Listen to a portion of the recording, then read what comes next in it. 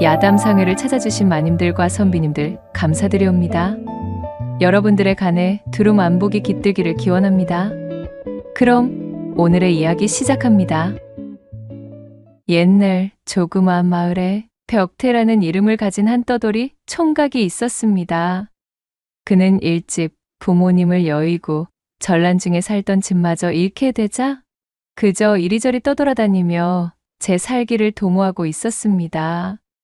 다행히 장성한 벽태는 몸집이 우람해지고 힘이 좋았던 데다가 일머리와 요령도 제법이었기에 곤궁해지면 이따금씩 머슴살이라도 하여 목구멍에 풀 칠 정도는 할 수가 있었지요.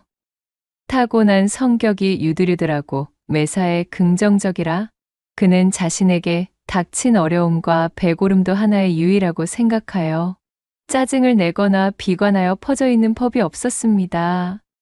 언젠가는 좋은 볕이 자신을 향할 것이라 굳게 믿으며 주어진 하루에 최선을 다하는 것을 잊지 않았지요.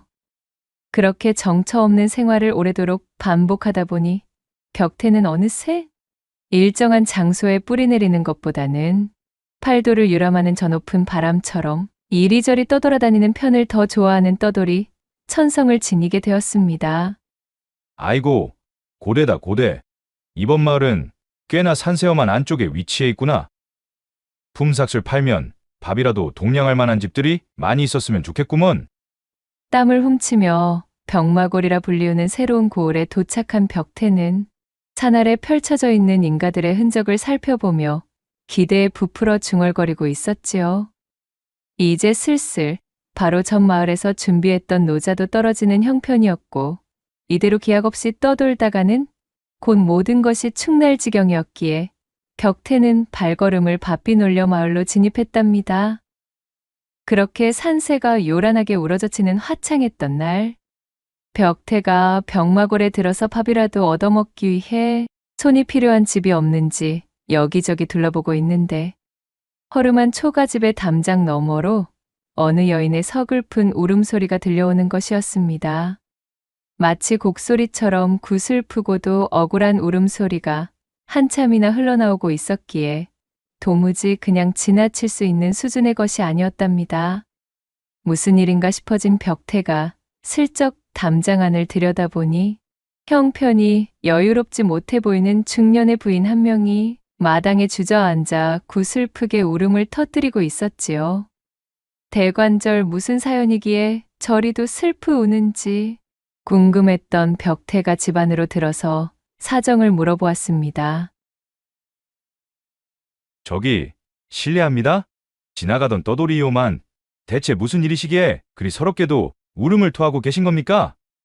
도저히 그냥 지나칠 수 없어 이리 들어오게 되었습니다. 한참이나 울음을 그치지 못한 채로 땅을 치다가 벽태의 목소리를 들은 중년의 부인이 고개를 들었습니다. 건장한 체구에 서글서글한 눈을 하고 있는 그의 인상을 보니 부인은 초면임에도 어쩐지 묘한 친밀함이 드는 것이었습니다.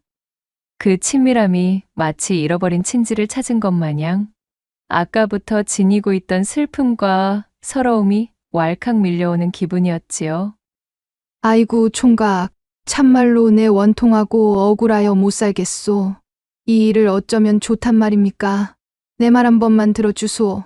제 딸, 금쪽 같은 제 딸이 팔자에도 없는 식모살이를 하게 생겼습니다요. 아니, 식모살이만이면 다행이지.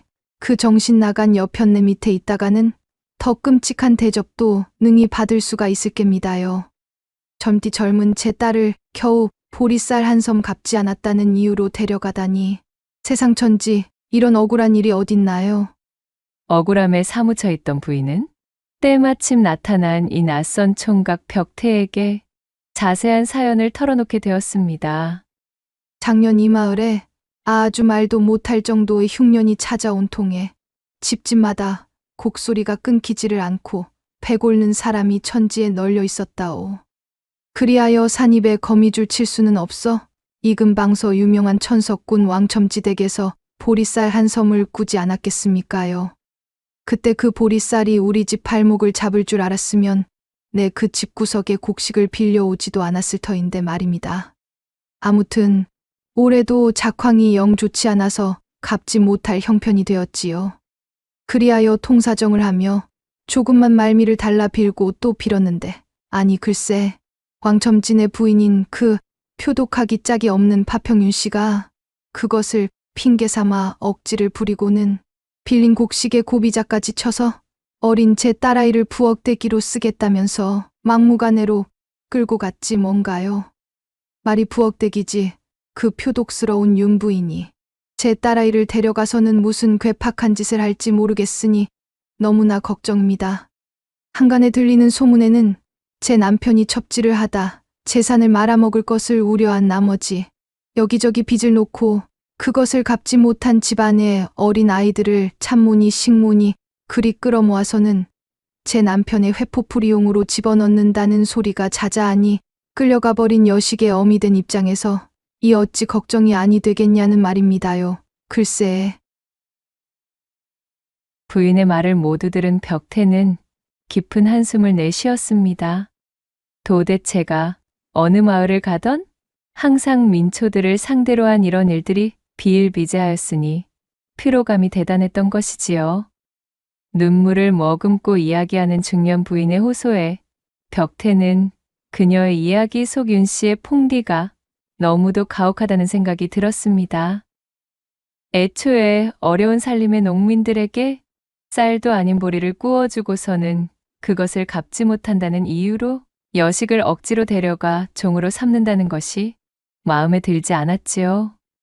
비록 이 마을 저 마을 유랑하고 다니며 품을 팔아 하루를 근근히 버티는 주제의 무지렁이었으나 벽태의 정의감에 그것을 그냥 두고 볼 수가 없었습니다.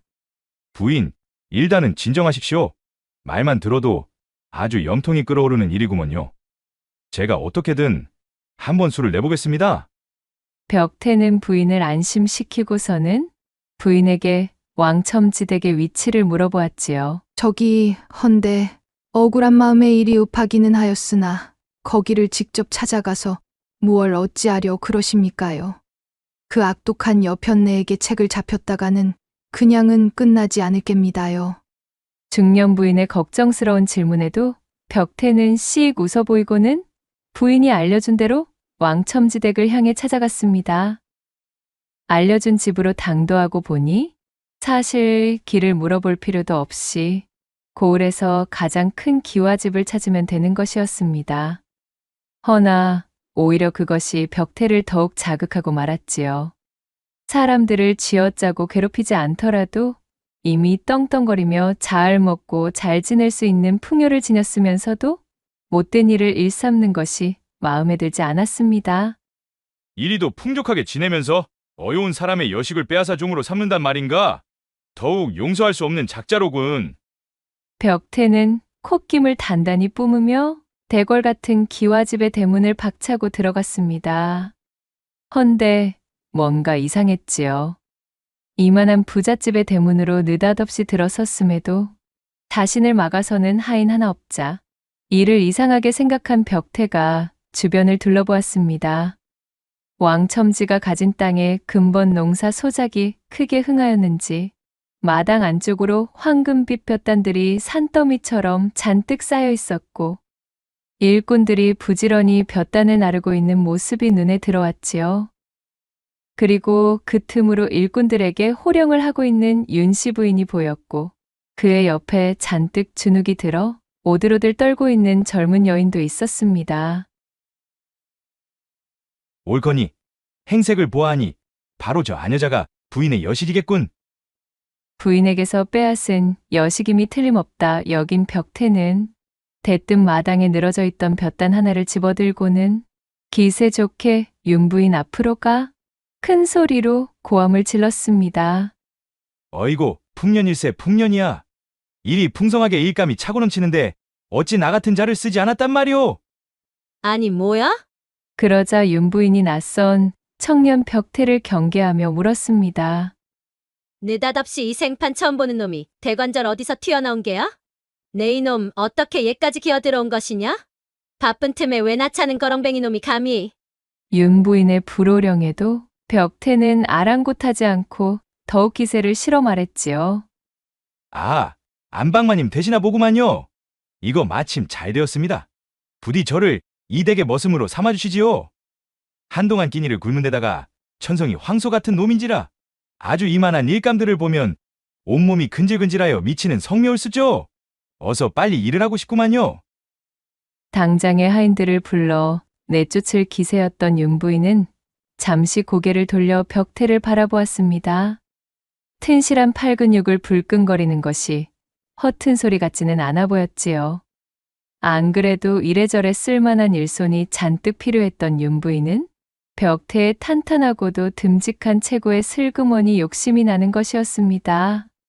자신의 악명이 소문이 나 제대로 된 일꾼들을 구하기도 어려워진 마당에 덩치가 크고 또한 힘도 좋아 보이는 데다가 불리한 일을 당해도 제대로 대처가 불가능해 보이는 약간 모자라 보이기까지 한 놈이 제 발로 기어들어와서는 콧김을 뿜으며 저토록 열심히 일해보겠다고 하니 그야말로 써먹기 안성맞춤인 머슴이었던지라 윤부인의 마음에 쏙 들었던 것이지요.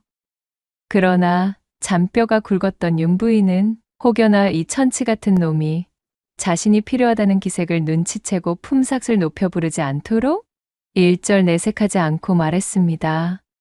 어허, 어림도 없지. 물론 일을 할 줄 아는 몸을 가진 것은 내 인정 안에만 일머리라는 것이 없으면 우리 집 일은 손도 대지 못할 것이야. 거기다가 이미 부리고 있는 일꾼들도 많은데다가 내 자네 같은 낯선 자를 어찌 믿고 일거리를 내어준단 말이던가? 미안하지만 내어줄 품삯도 모자라네.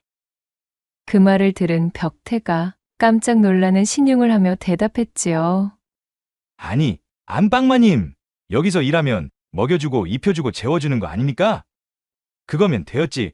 품삯이라니요. 설마 품삯마저 주실 작경이셨나요? 세상 천지 그런 자비를 베푸는 주인집은 들어본 적이 없구만요. 이것이 결정타였습니다. 이 말을 들은 윤부인은 좋아서 어쩔 줄을 몰랐습니다. 품삯에 대한 개념이 완전히 박살나버린 이런 천치 같은 녀석을 보았나 싶은 마음이었습니다. 호박이 넝쿨째 굴러들어오는 것도 모자라 크기마저도 튼실했으니 그녀의 욕심에 꼭 맞는 인재가 제 발로 찾아온 상황에 속으로는 이미 쾌재를 부르고 있었지요. 피 같은 세경을 들이지 않고도 이 정도의 튼실한 인부 녀석을 원없이 부려먹을 수 있다니 이게 웬 마른 하늘에 떨어진 돈주머니인가 싶었던 것입니다. 정 그러하다면 내 눈 딱 감고 받아주도록 하지. 내가 덕이 많고 베푸는 것에 인색하지 않아 특별히 허락해주는 것일세. 어디에서도 나처럼 자네 같은 낯선 일을 바로 들여 일을 시키는 자비를 보이는 사람은 없을 것이야. 우리 집에 들어와 저쪽 행랑채에 기거토록 하게나. 찔르기는 입꼬리를 애써 숨기며 윤부인이 말하자 벽태는 마당 안으로 들어서다 말고 윤부인 옆에 서 있던 여식을 향해 소리쳤습니다. 아니, 저런 천지분간도 안 되는 꼬맹이가 설마 부엌대기는 아니겠지요? 저는 저런 애송이가 만드는 음식은 입에 안 됩니다요. 그 관상을 보아하니 딱 봐도 영 나와는 궁합이 별로인데 저 계집을 쫓아내지 않으신다면 아쉽지만 저는 이 댁서 일을 할 수가 없겠구만요. 갑자기 벽태가 두 눈에 쌍심지를 켜고 이리 말하자 윤부인은 짜증이 나고 말았습니다. 하지만 그것도 잠시 계산적인 윤부인의 잔머리가 팽팽 돌아가기 시작했지요. 벽태가 말한 저 여식은 보리쌀 한 섬의 빚, 독촉 대신으로 억지를 놓고 데려오긴 하였으나 계륵 같은 계집이었으니까요.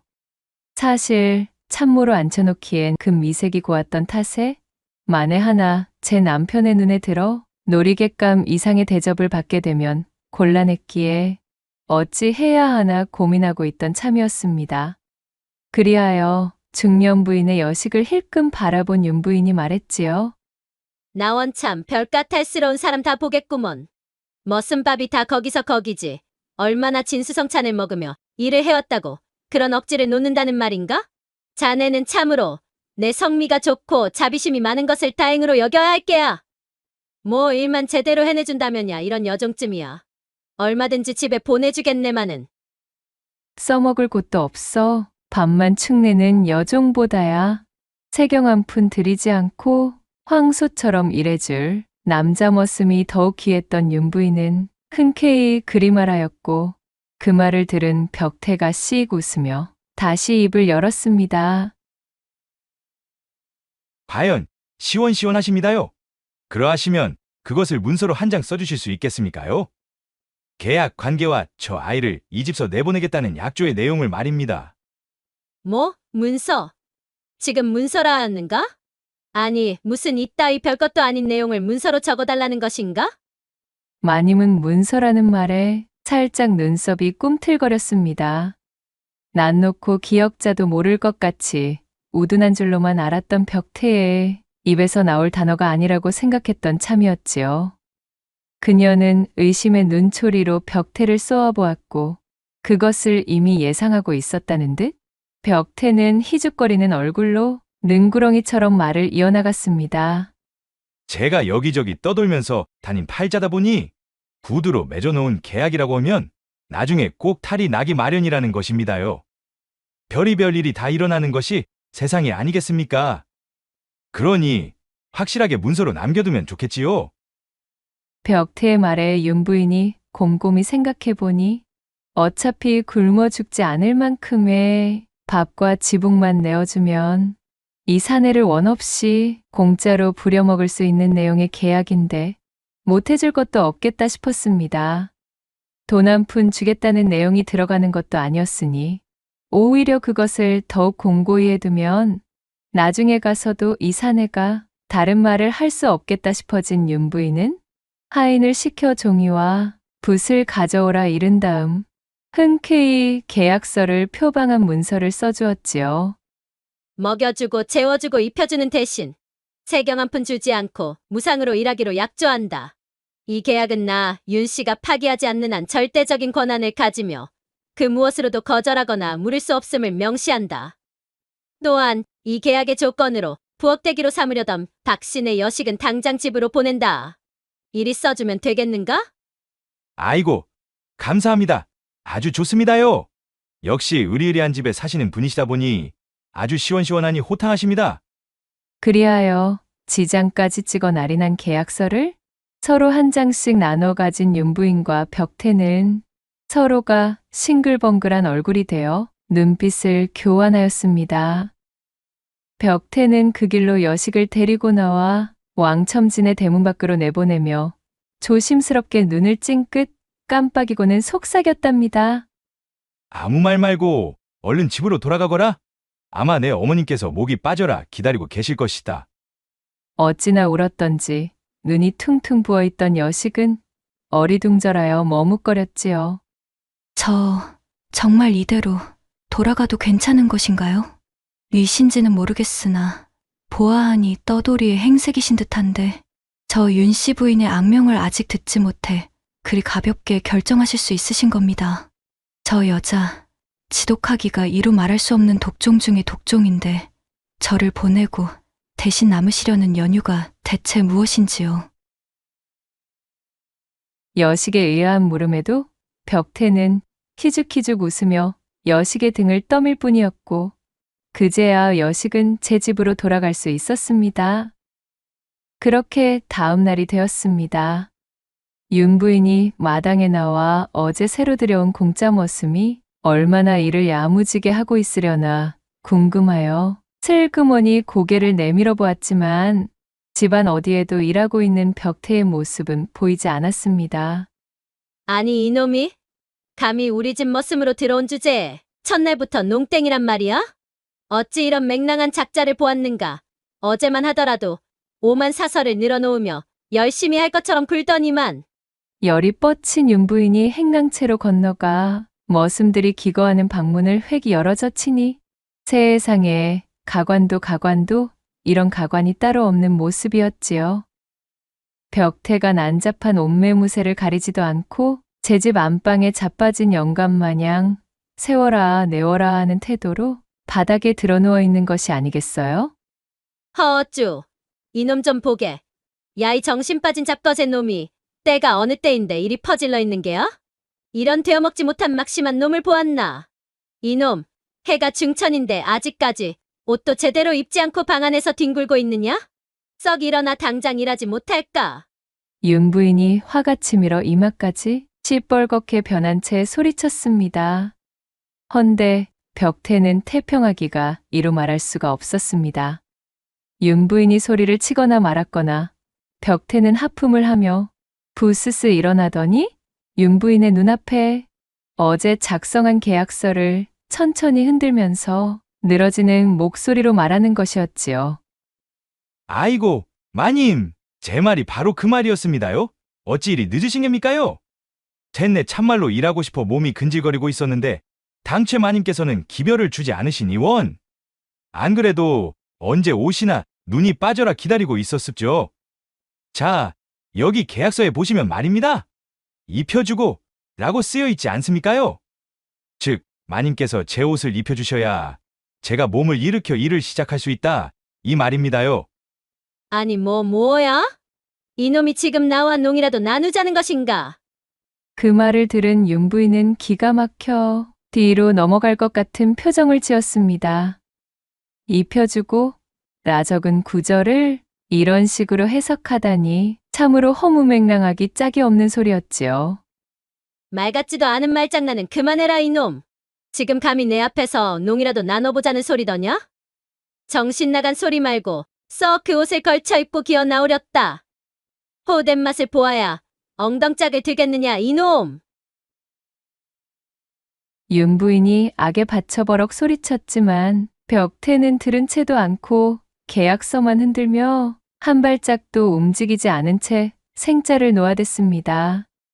윤 부인과 벽태가 한참을 옥신각신하다 마침내 윤 부인이 먼저 진이 빠지고 말았고 그녀는 어쩔 수 없이 벽태의 옷가지를 집어 대충 그의 몸에 걸쳐 입혀주고 말았지요.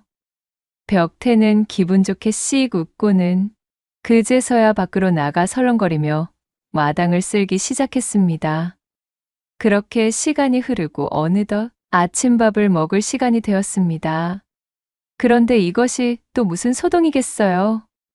벽태는 밥상을 받아들고도 정신이 빠진 얼간이 마냥 멍하니 앉아 밥을 내려다보며 구경만 하고 있는 것이었습니다.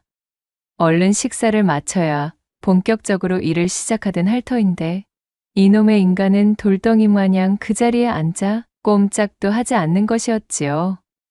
윤 부인은 속이 터져 고래고래 소리쳤습니다. 아니 이놈아, 어서 밥을 먹지 않고 무얼 하고 있는 게야? 니놈이 지금 무슨 수라상을 받은 임금이라도 되는 줄 알고 있는 게냐? 어허, 마님, 벌써 잊으셨습니까요? 이 계약서를 또 꺼내보게 만드시는구먼요. 자, 여기를 한번 보십시오. 입혀주고 다음에는 먹여주고 라고 써있지 않습니까요?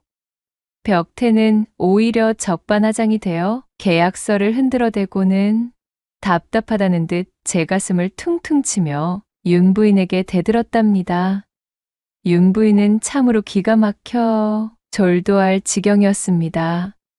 끼니나 거르지 않게 챙겨준다는 뜻이었지. 어디 이 버르장머리 없는 머슴에게 안방마님인 자신이 친히 밥을 떠먹여준다는 뜻으로 써준 글귀가 아니거늘 이런 생자 중의 생자는 보도 듣도 못한 것이었습니다. 한동안 또다시 윤 부인과 벽태는 입씨름을 하였지만 계약서를 흔들며 버티는 벽태의 똥고집을 당해낼 재간이 없었습니다. 지칠 대로 지쳐버린 윤 부인은 한숨을 깊이 쉬고는 하는 수 없이 숟가락을 들어 벽태에게 밥을 떠먹이기 시작했지요. 구겨 넣듯 밥을 푹 퍼 벽태의 입안에 쑤셔박자 마님, 3일 굶은 개도 이렇게는 밥을 먹는 법이 없지요. 거 좀 천천히 정성을 다해서 주십시오. 나물 반찬 말고 힘 좀 쓰게 고기 위주로 넣어주시고 좀. 어이구, 아이고 만나는구나. 그렇게 한참을 씨름하여 겨우 밥을 다 먹이고 나니 배를 채운 벽태가 자리에서 일어나 어기적 일을 하러 나섰습니다. 시간이 어찌나 빠른지 점심때가 되었고 아니나 다를까 칼같이 밥상머리에 앉아 입만 쩍 벌리고 앉은 벽태였지요. 아기 새가 어미새를 조르듯 입을 벌리고 손에는 계약서를 들고 팔랑이며 안방마님을 째려보고 있는 벽태의 모습은 참으로 가관이었답니다. 윤 부인은 터져나오는 화를 꾹꾹 억누르며 숟가락을 들고 벽태의 입에 밥을 넣어주었습니다. 심지어는 저녁밥마저도 똑같은 총극을 벌이며 해치워야 했지요. 이 광경을 지켜보던 하인들이 터져나오려는 웃음을 참느라 눈물 콧물을 죽죽 뽐는 사이 윤 부인의 얼굴은 쇳동그리를 씹은 표정처럼 일그러지고 있었습니다. 아이고, 마님요. 거 좀 찬을 골고루 얹어주셔야 제가 맛있게 먹지요. 이래서야 어디 힘을 쓰겠습니까요? 이 썩어나 자빠진 놈아. 네 놈이 지금 무슨 객관에 대접받으러 온 어사라도 되는 줄 착각하고 있는 것이냐? 그냥 주는 대로 빨리 처먹지 못해? 윤 부인이 성질이 뻗쳐 벽태의 입에 밥을 마구 퍼넣자 목젖에 숟가락이 걸린 벽태가 갑자기 큼지막하게 재채기를 했습니다. 그러자 이게 또 무슨 일인가요?